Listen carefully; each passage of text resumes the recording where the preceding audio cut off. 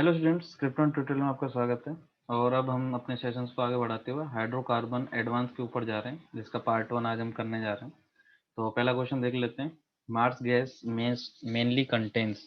तो actually marsh gas के अंदर जो मॉलिक्यूलर फॉर्मूला होता है उसका CH4 ही लिखा जाता है। वो इस वजह से क्योंकि मार्स गैस के अंदर जो ज़्यादा अमाउंट के अंदर पाया जाता है वो CH4 ही पाया जाता है। अदरवाइज तो हाइड्रोजन सल्फाइड भी होता है उसके अंदर और कार्बन डाइऑक्साइड भी होता है। बट जो मेन जो उसके अंदर अमाउंट होता है वो किसका होगा? CH4 का। तो आंसर इसका क्या हो जाएगा? CH4। नेक्स्ट क्वेश्चन है, which of the following decolourises alkaline KMnO4 solution. तो एल्कलाइन KMnO4 सॉल्यूशन से डीकलराइज होता है एल्किन एल्काइन। ठीक है, तो आपको एल्किन और एल्काइन पहचानना है। C3H8 एल्केन है, CH4 भी एल्केन है, CCl4 में कहीं डबल बॉन्ड ट्रिपल बॉन्ड नहीं है, C2H4 आपकी एल्किन है, तो यही आपका आंसर हो जाएगा। होता क्या है इसके अंदर कि जब आप C2H4 के साथ इसकी रिएक्शन करवाते हो एल्किन की, तो एल्किन क्या करता है, जो एल्किलाइन KMnO4 का पर्पल या फिर आप पिंक कलर बोलो, जो भी बोलो आप उसको डीकलराइज कर देता है। ठीक है, तो इसका आंसर क्या हो जाएगा आपका? डी। थर्ड क्वेश्चन की तरफ बढ़ते हैं। The compound with the highest boiling point is. तो अगर आपने मेरी प्रीवियस सीरीज देखी हो, जो लास्ट पार्ट मैंने बनाया था, उसके अंदर बॉइलिंग पॉइंट के बारे में मैंने बताया था कि आपका जो बॉइलिंग पॉइंट होता है वो डायरेक्टली प्रोपोर्शनल होता है मॉलिक्यूलर वेट के, और डायरेक्ट प्रोपोर्शनल होता है सरफेस एरिया। यहाँ आप ऐसे भी बोल सकते हैं कि इनवर्सली प्रोपोर्शनल होता है ब्रांचिंग के। ठीक है, इनवर्सली प्रोपोर्शनल टू ब्रांचिंग। तो अगर आप यहाँ क्लियरली देखोगे तो ये एन पेंटेन और 2 मिथाइल ब्यूटेन ये टोटल 5-5 कार्बन रखते हैं, और इधर अगर हम देखें n hexane 2 dimethyl propane, तो ये भी 5 कार्बन रखता है। तो B C D ये 5 कार्बन रखते हैं, तो और ये 6 कार्बन रखता है। तो मॉलिक्यूलर जो फॉर्मूला जो मॉलिक्यूलर वेट होगा वो एन हेक्सेन के अंदर ज़्यादा है, तो बॉइलिंग पॉइंट इसी का ज़्यादा होगा। अदरवाइज एक और रीज़न है इसके पास कि एन हेक्सेन के पास ब्रांचिंग नहीं है एक तो, और इसके जो जहाँ पर भी जैसे बॉईल कर रहे हैं, मान लीजिए हीट दे रहे हैं यहाँ से, तो इस सरफेस एरिया पर हर एक मॉलिक्यूल इसका जाकर जमा हो जाएगा, यानी कि पूरे सरफेस एरिया को घेर लेगा, जिसकी वजह से उसके बॉन्ड को तोड़ना थोड़ा मुश्किल पड़ जाता है। इस तरीके से बताया जाता है। तो इसका आंसर क्या हो जाएगा आपका? NHN। तो जितनी कम क्राउडिंग उतना ज़्यादा क्या रहेगा वहाँ पर? बॉइलिंग पॉइंट रहेगा। Next question, the maximum number of isomers for an alkene with the molecular formula C4H8। तो C4H8 की बात करेंगे तो आप क्या बना सकते हैं? CH2 double bond CH2 CH, एक तो ये बना सकते हैं आप, और एक क्या बना सकते हैं आप? ये CH3 है, डबल बॉन्ड CH CH3 ये बना सकते हैं। तो ऐसा करके आप क्या कर सकते हैं? ऐसा करके आप इसके सिसो ट्रांस 2 बना सकते हैं। ठीक है, और अगला क्या आपका, आप ये भी कर सकते थे यहाँ पर कि इस तरीके से बना दी जाए।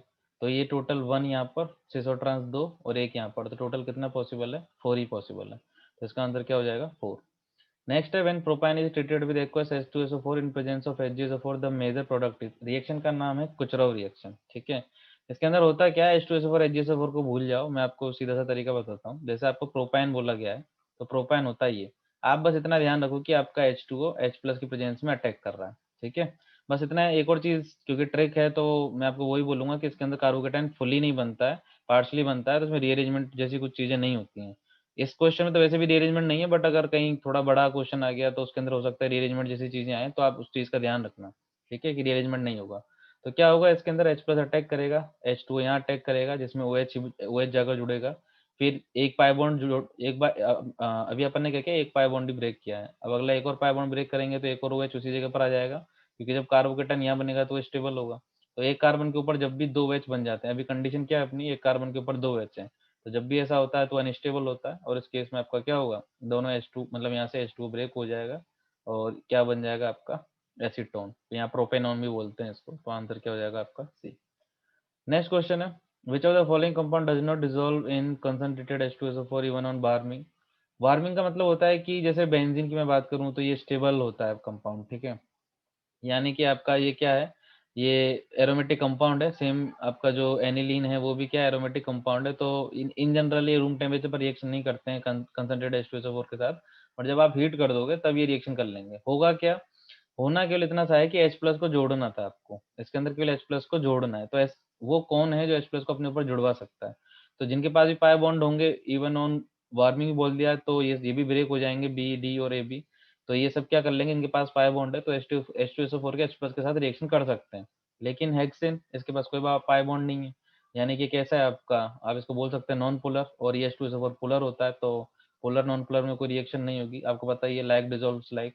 तो जो अनलाइक है वो क्यों रिएक्शन करेगा? तो आंसर क्या हो जाएगा इसका? सी। 7 क्वेश्चन है आपका बेयर्स रिएजेंट इज, तो ये याद करने वाला क्वेश्चन है कि बेयर रिएजेंट्स क्या होता है आपका।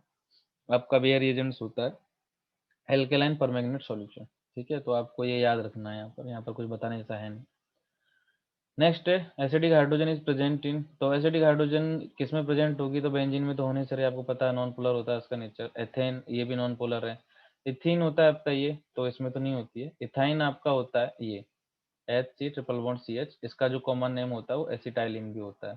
ठीक है, तो इसका जो टर्मिनल एल्केन, जो टर्मिनल हाइड्रोजन है वो एज एसिडिक हाइड्रोजन बिहेव करती है।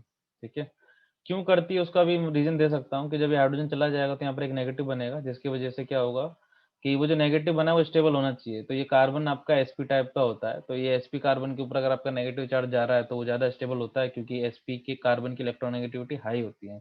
उसकी इलेक्ट्रोनेगेटिविटी इतनी हाई होती है कि ये कार्बन का जो अगर मैं बात करूँ आपकी इलेक्ट्रोनेगेटिविटी ऑफ कार्बन sp, तो वो ग्रेटर देन होती है इलेक्ट्रोनेगेटिविटी ऑफ नाइट्रोजन का sp3।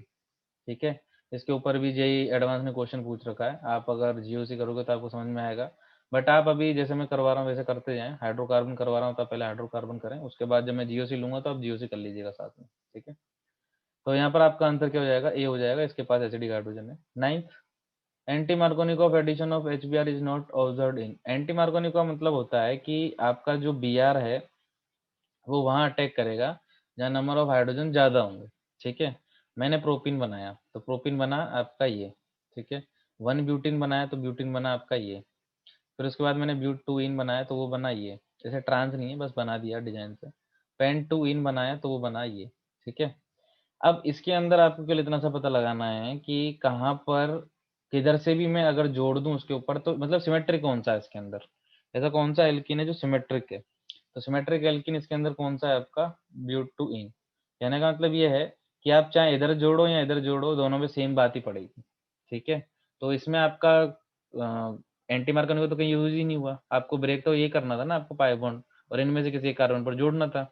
तो फिर आप चाहे इधर जोड़ो चाहे इधर जोड़ो क्या फर्क पड़ता है, लेकिन इनको फर्क पड़ता है, क्योंकि एंटी मार्कोनिकॉफ की जो रिएक्शन होती है वो कैसी होती है, फ्री रेडिकल रिएक्शन होती है। और फ्री रेडिकल रिएक्शन के अंदर आपका जो फ्री रेडिकल बनता है वो स्टेबल होना चाहिए। अगर इसके ऊपर आपको पूरी वीडियो चाहिए इस रिएक्शन के ऊपर तो आप कमेंट सेक्शन के अंदर बताएं, तब तक के लिए हम आगे बढ़ते हैं।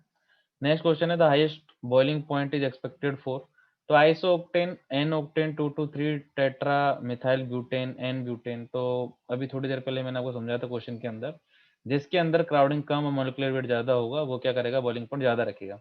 अब यहाँ पर क्राउडिंग कम एन ब्यूटेन और एन ऑक्टेन के अंदर है, लेकिन ऑक्टेन के अंदर 8 कार्बन है, ब्यूटेन के अंदर 4।